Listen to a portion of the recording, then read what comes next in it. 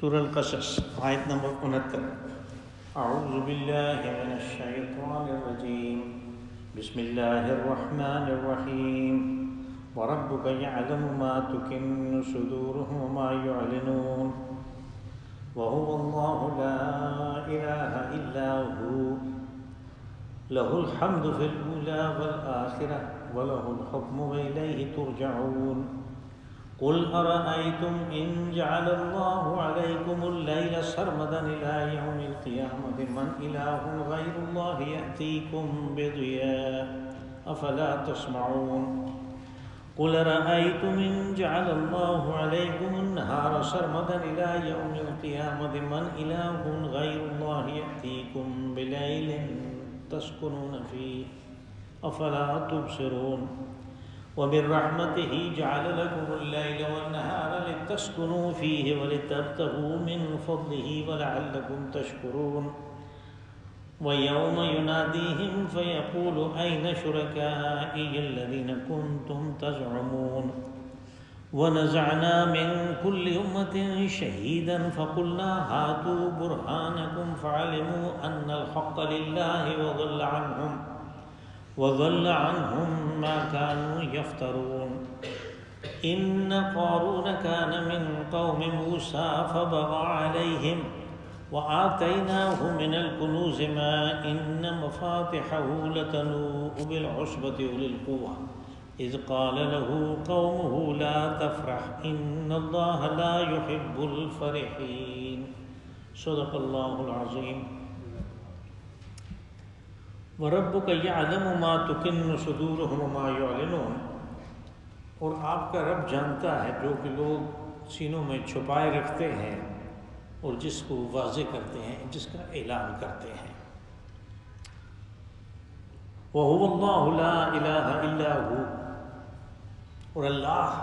معبود تو وہی ہے جس کے علاوہ کوئی معبود نہیں، صرف وہ اکیلا معبود ہے۔ لَهُ الْحَمْدُ فِي الْأُولَىٰ وَالْآخِرَةِ، اول و آخر سب اسی کی تعریف ہے۔ وَلَهُ الْحُكْمُ وَإِلَيْهِ تُرْجَعُونَ، اور فیصلے کا اختیار بھی اسی کے پاس ہے اور لوٹ کے بھی ادھر ہی جانا ہے۔ قُلْ أَرَأَيْتُمْ إِنْ جَعَلَ اللَّهُ عَلَيْكُمُ اللَّيْلَ سَرْمَدًا إِلَىٰ يَوْمِ الْقِيَامَةِ مَنْ إِلَٰهٌ غَيْرُ اللَّهِ يَأْتِيكُمْ بِضِيَاءٍ، آپ ان سے پوچھیں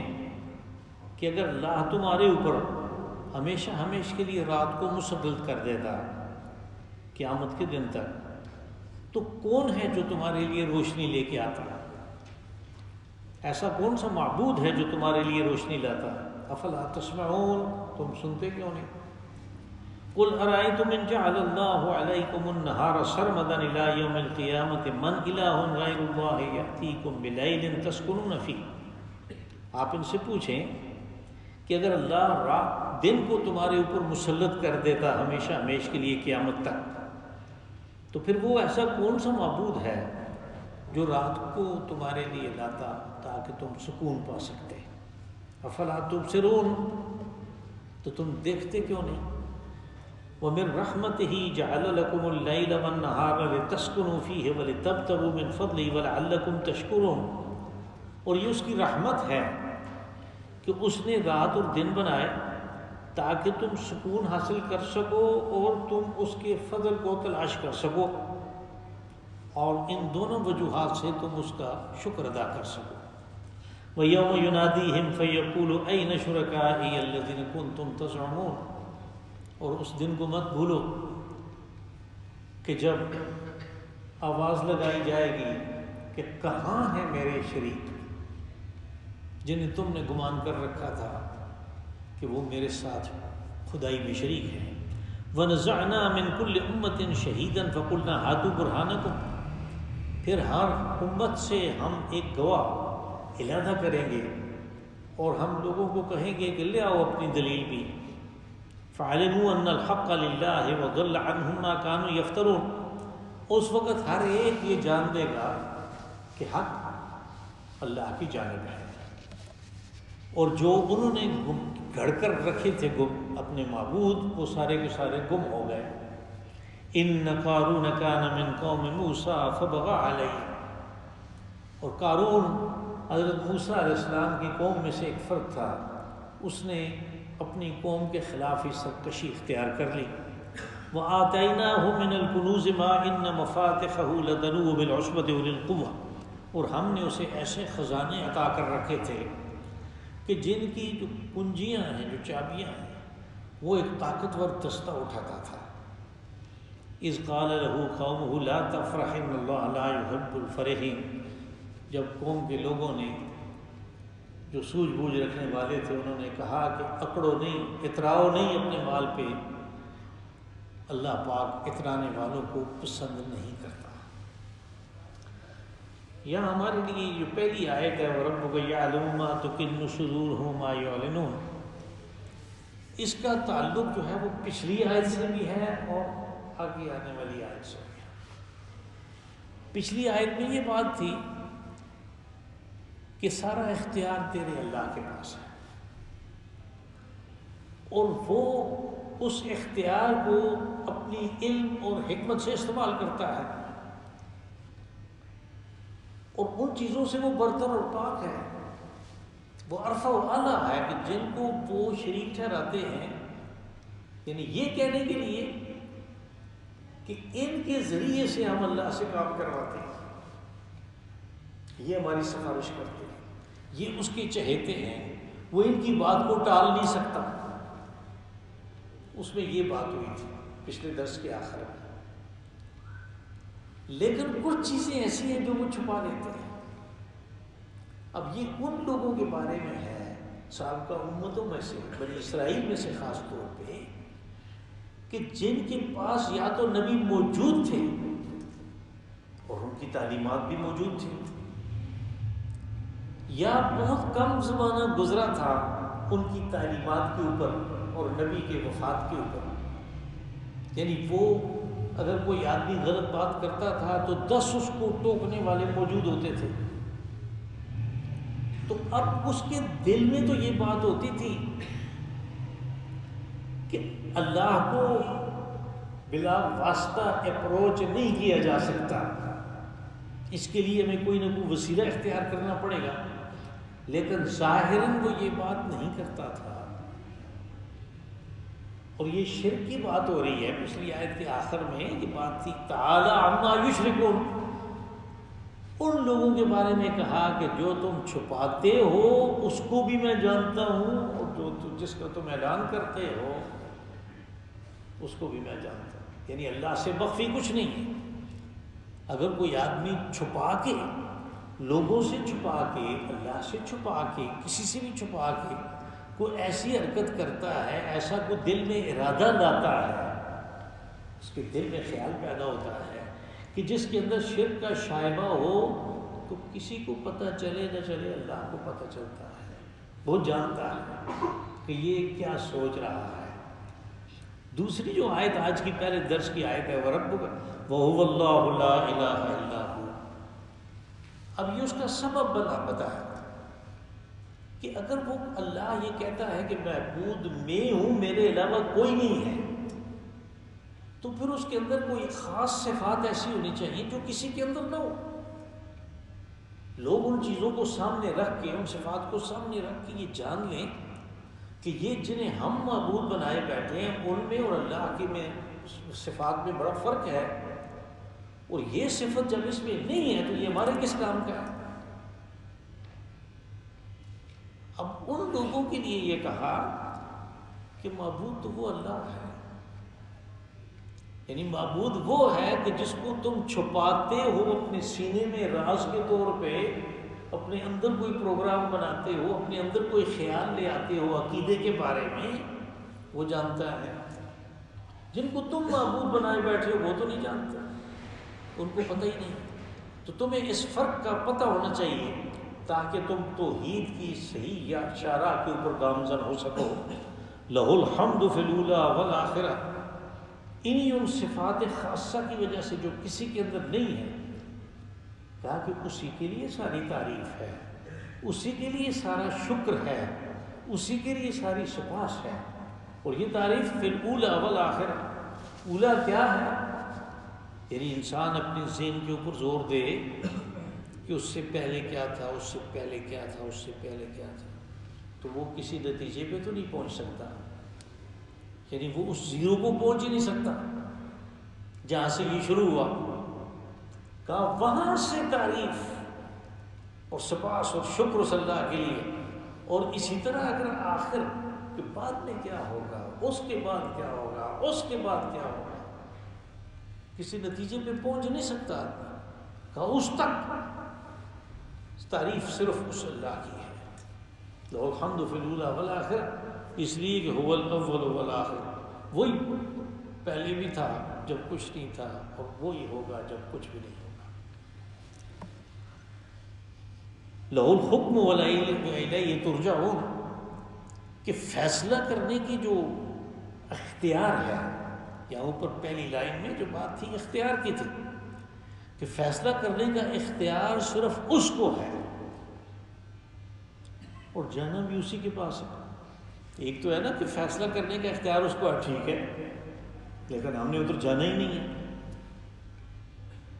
تو پھر تو بے غم ہو گیا نا کہ وہ فیصلہ کرتا رہے، میں تو ادھر جاؤں گا نہیں۔ تو کیا ایک کہاوت سی بھی ہے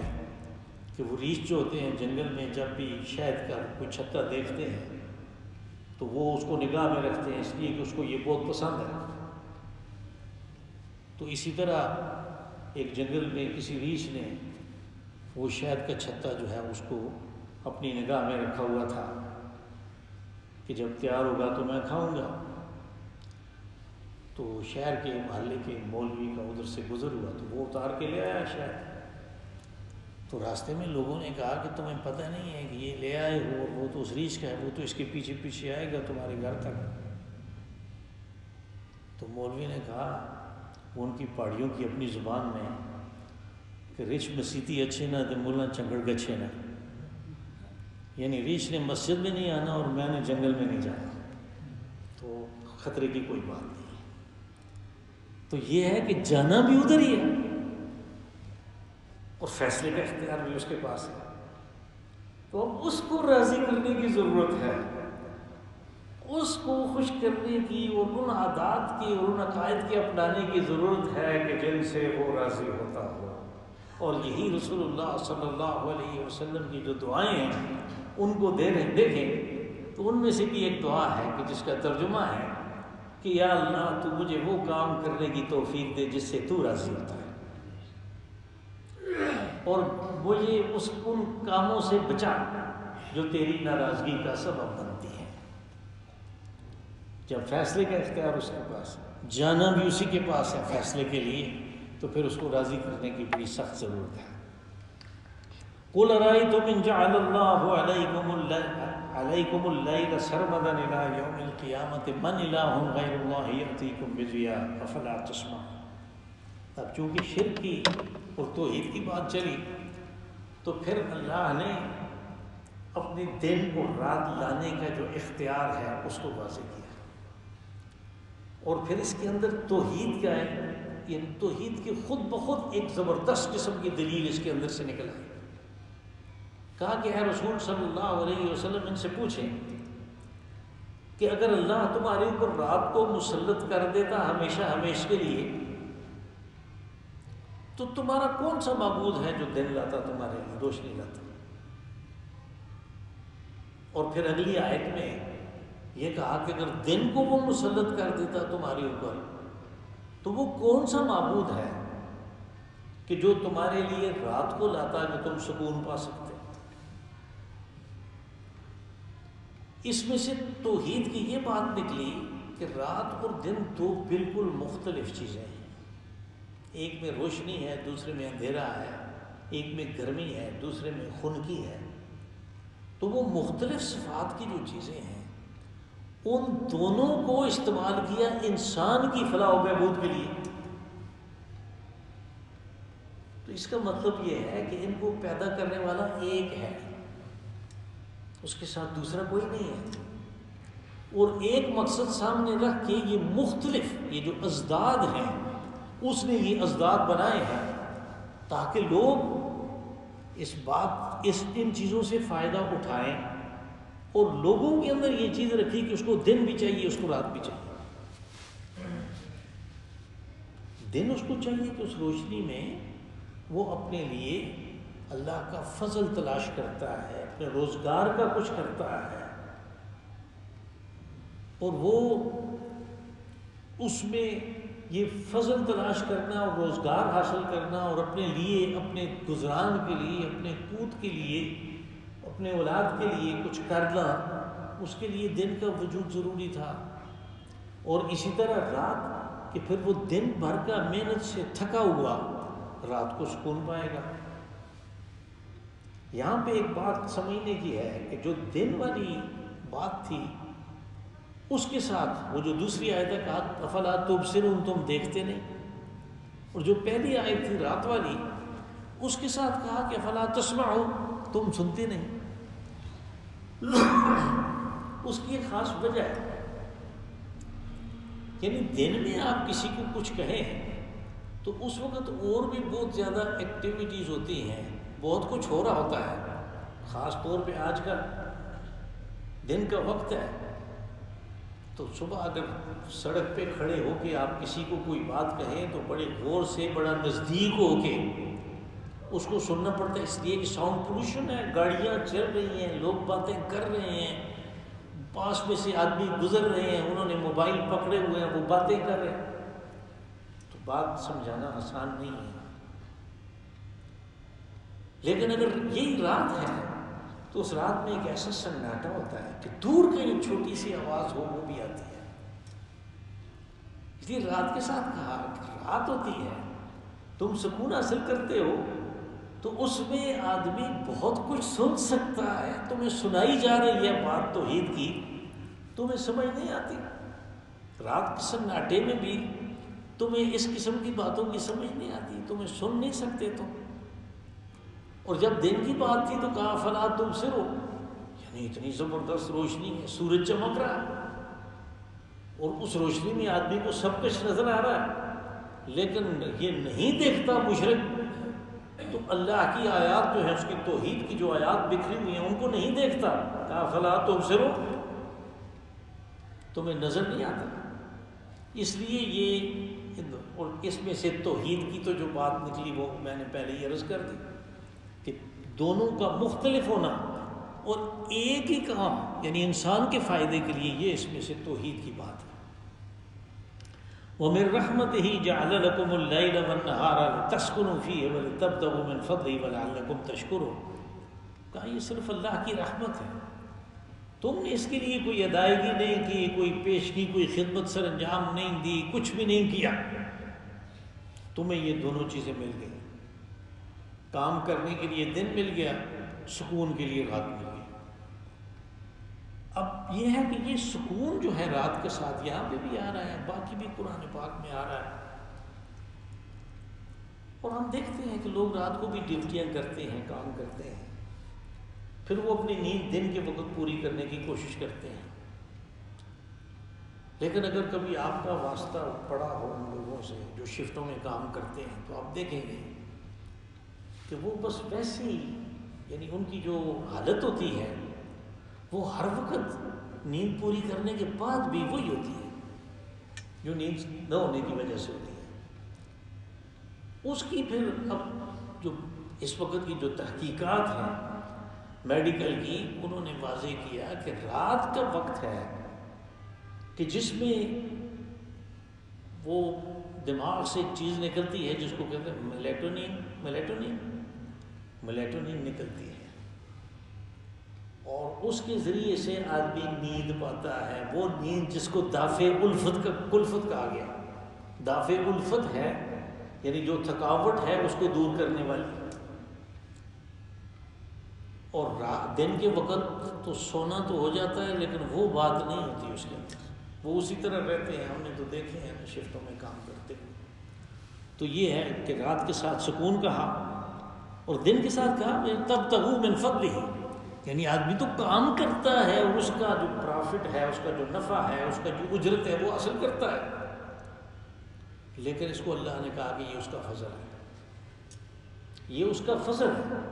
یعنی یہ سسٹم اس نے بنایا ہے کہ جو کام کرتا ہے اس کو کچھ نہ کچھ ملتا ہے۔ وَلِتَبْتَغُوا مِنْ فَضْلِهِ وَلَعَلَّكُمْ تَشْكُرُونَ، اور کہا کہ یہ کام دونوں اس لیے ہوئے کہ تم اللہ کا شکر ادا کرو۔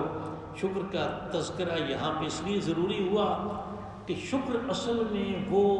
وہ خمیر ہے کہ جس سے آدمی کے اندر عبادت کا، اللہ کی توحید کا جذبہ ابھرتا ہے۔ اور اسی لیے سورہ فاتحہ شروع اس سے ہوئی الحمدللہ رب العالمین، کہ ساری تعریف، سارا شکر اور سپاس اس اللہ کے لیے جو رب العالمین ہے۔ کہ یہ جذبہ ہوگا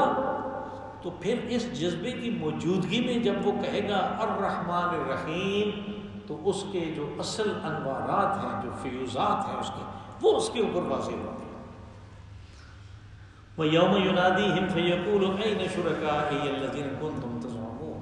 ہاں وہ دن بھولنے والا نہیں ہے، اس کو یاد رکھو کہ جس دن آواز لگائی جائے گی، یعنی اللہ کی طرف سے آواز آئے گی، کہاں ہیں میرے وہ شریک جنہیں تم گمان کرتے تھے کہ میرے شریک ہیں؟ کنتم تزعمون، یعنی تم نے یہ اپنی طرف سے بنا رکھا تھا۔ یہ لفظ زعم جو ہے یہ اردو میں بھی استعمال ہوتا ہے۔ آج کل اردو بھی تو لوگ نہیں پڑھتے نا، تو یہ زعم یہ ہوتا ہے کہ آدمی کے اندر ایک گمان ہے، اس کے اندر ایک خیال ہے، اس کو کہتے ہیں تزعمون، جو تم نے گمان کر رکھا تھا کہ یہ بھی تھوڑا بہت اللہ کے ساتھ شریک ہیں۔ تو یہ جو ہے یہ آیت پہلے بھی آئی ہے اسی رکوع میں، وہاں یہ کسی اور ریفرنس سے آئی تھی۔ یہاں یہ آیت جو ہے اس کا تعلق آگے والا جو واقعہ آ رہا ہے قارون کا، اس کے ساتھ، اس لیے کہ آگے کہا کہ وَنَزَعْنَا مِن كُلِّ أُمَّةٍ شَهِيدًا فَقُلْنَا هَاتُوا بُرْهَانَكُمْ، کہ ہم علادہ کریں گے ہر قوم میں سے، ہر امت میں سے ان کے اوپر گواہی دینے والے لوگ، اور یہ گواہی کا تذکرہ پہلے ہو چکا ہے۔ جب یہ آیت پہلے آئی تھی، اسی رکوع میں آئی ہے، تو میں نے کہا تھا کہ دیکھو اللہ پاک نے سورہ اعراف کے بالکل ابتدائی چند آیات کے اندر یہ بات کہی کہ فَلَنَقُصَّنَّ الَّذِينَ أُرْسِلَ إِلَيْهِمْ وَلَنَقُصَّنَّ المرسلین، کہ ہم ان لوگوں سے بھی باز پرس کریں گے جن کی طرف رسول بھیجے گئے، اور رسولوں سے بھی پوچھیں گے، رسولوں سے ہی پوچھیں گے کہ تم نے پیغام پہنچایا کہ نہیں، اور لوگوں سے پوچھیں گے کہ جب پیغام مل گیا اللہ کا تو تمہارا رد عمل کیا تھا۔ پھر اس کو مزید ایک واقعہ سے اللہ نے واضح کیا سورہ مائدہ کے آخر میں، حضرت عیسیٰ علیہ السلام کے ذریعے سے، کہ عیسیٰ علیہ السلام سے پوچھیں گے کہ عیسیٰ کیا تم نے کہا تھا لوگوں کو میری اور میری ماں کو تم معبود مان لو اللہ کے ساتھ ساتھ، یعنی وہ جو انہوں نے پال نے جو ان کو بنا کے دے رکھا، وہ گورکھ دھندا، تین میں سے ایک اور ایک میں سے تین کا، کہ تین خدا ہیں۔ تو ابتدا میں تو وہ تین خدا کیا تھے، اللہ، مریم اور عیسیٰ۔ یہ تو بعد میں ہوا کہ انہوں نے پھر اس کے اندر تبدیلی کی، 12ویں صدی میں چرچ آف انگلینڈ نے وہ جو تیسرا خدا تھا مریم، اس کو نکال باہر کیا، یعنی بندوں نے خدا کو نکال باہر کیا خدائی میں سے، اور جبرائیل امین کو داخل کر دیا، روح القدس، ہولی گوسٹ۔ تو اب بھی جب قسم کھاتے ہیں وہ کہتے ہیں ہولی گوسٹ، یعنی اس کی قسم کھاتے ہیں، کہ ہم کہتے ہیں نا واللہ، قسم ہے اللہ کی، وہ ہولی گوسٹ کہتے ہیں امریکن خاص طور پر۔ تو بندوں نے اپنی طرف سے ایک معبود بنایا تھا، اس معبود کو نکال باہر کیا، ایک دوسرا داخل کر دیا 12ویں صدی میں۔ تو حضرت عیسیٰ علیہ السلام سے پوچھیں گے تم نے کہا تھا کہ میری اور میری ماں کی پرستش کرو، معبود بناؤ اس کو اللہ کے علاوہ، وہ کہیں گے کہ استغفر اللہ، میں نے صرف وہ کہا جو حق تھا، اور حق کیا ہے جو اللہ نے بتایا، باقی آپ یہ مجھ سے کیوں پوچھ رہے ہیں، یہ آپ جانتے ہیں، میں تو نہیں جانتا کہ آپ کے جی میں کیا ہے۔ جب تک میں رہا میں نے اسی چیز کی تعلیم دی، اسی کے اوپر وہ تھے ہمارے یہ، جب مجھے آپ نے اٹھا لیا تو پھر آپ کو پتہ ہے پیچھے کیا ہوتا ہے، تو پیچھے پال نے جو کچھ کیا وہ آج ہمارے سامنے ہے۔ تو یہ یعنی وہ گواہی کی بات۔ ہاں البتہ یہ ہے کہ میں نے دیکھا کہ جدید مفسرین میں سے بعض نے یہ جو آیات ہیں دو، ان کا تعلق جوڑا ہے، وہ آیت جو ہے وہ سورہ مریم میں ہے، ثم لننزعن من كل شيعة ايهم اشد على الرحمن عتيا، کہ ہم امت میں سے، ہر امت میں سے ان لوگوں کو علیحدہ کریں گے جو سرکش تھے،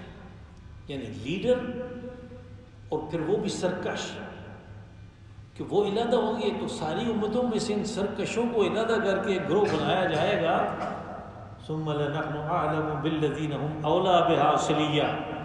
کہا کہ پھر ہم جانتے ہیں کہ دوزخ میں سب سے پہلے کس کو جھونکنا ہے، یعنی وہ گروہ علیحدہ کیا گیا سب سے پہلے ان کو جھونکنے کے لیے۔ تو بعض مفسرین میں حمید الدین فرائی رحمۃ اللہ علیہ، انہوں نے اس آیت کو اور سورہ حامیم سجدہ کی وہ آیت جو 25ویں پارے کی پہلی آیت ہے اس کو بھی لائے، کہ اس کے اگلے ٹکڑے میں جو دوسرا یعنی اسی آیت کے اندر ٹکڑا ہے، قالوا آذناک ما منا من شہید، یعنی جب پوچھا جائے گا کہ کون ہے، کدھر ہیں وہ میرے شریک، تو وہ کہیں گے کہ ہم بار بار کہہ چکے، آذناک، ہم نے بار بار یہ کہا کہ ہم میں ایسا کوئی بھی نہیں ہے کہ جو یہ کہے، اس وقت قیامت میں وہ کہیں گے ما منا من شہید۔ تو ان دونوں آیتوں کو اور اس کو وہ ایک ساتھ انہوں نے رکھا، تو جہاں ہم کہتے ہیں یا اکثر مفسرین، جمہور مفسرین ہیں، انہوں نے یہاں پہ رسولوں کو لیا، وہاں پہ انہوں نے ان لوگوں کو لیا جو سرکش لوگ تھے کہ ان کو علیحدہ کریں گے۔ واللہ اعلم۔ ان قارون کان من قوم موسیٰ فقلنا ہاتوا برہانکم فعلموا ان الحق للہ، ہم کہیں گے کہ دلیل ہے کوئی تو لے آؤ، تو اس وقت چونکہ دلیل کوئی نہیں ہوگی تو وہ جانیں گے کہ حق بجانب اللہ ہے، اور جو انہوں نے گھڑ رکھے تھے معبود وہ سب گم ہو گئے، یفترون، جو انہوں نے افترا کر رکھا تھا، بنا رکھے تھے، ضل، وہ گم ہو گئے۔ ان قارون کان من قوم موسیٰ فبغى علیہم، اب وہ جو آیت تھی میں نے کہا کہ اس کا تعلق آگے کے واقعہ سے ہے، آگے ایک بنی اسرائیل کے سرمایہ دار کا واقعہ ہے، اور میں اکثر کہتا ہوں کہ اس قسم کے واقعات جو قرآن پاک میں ہیں یہ اس شخص کا واقعہ نہیں ہے بلکہ اس کیریکٹر کی مثال ہے۔ وہ قارون ایک آدمی تھا، اس کو اللہ نے بیان کیا، لیکن ہر زمانے میں قارون ہوتے ہیں۔ رسول اللہ صلی اللہ علیہ وسلم کے زمانے میں قارون ابو لہب تھا۔ آپ ابو لہب کی باتیں، اس کے اعداد و اطوار اور قارون کے دیکھیں تو ایک ہی ہے۔ قارون کا یہ واقعہ جو ہے تورات میں جو باب ہے، جو کتاب ہے گنتی، اردو ترجمے میں گنتی، اس گنتی کے باب 16 میں قارون کا واقعہ ہے، وہاں پہ قارون کو اردو ترجمہ میں کورح کہا۔ یہاں پہ جو کہا کہ کان من قوم موسیٰ، یعنی بنی اسرائیل نہیں کہا، اس لیے کہ بنی اسرائیل کے 12 خاندان ہیں اور حضرت موسیٰ علیہ السلام بنی لاوی ہیں، بنی لاوی، اور یہ قارون بھی بنی لاوی ہے، اور تورات کے مطابق حضرت موسیٰ و ہارون علیہ السلام کے سگے چچا کا بیٹا ہے، اس چچا کا نام اظہار تھا، اس کا بیٹا۔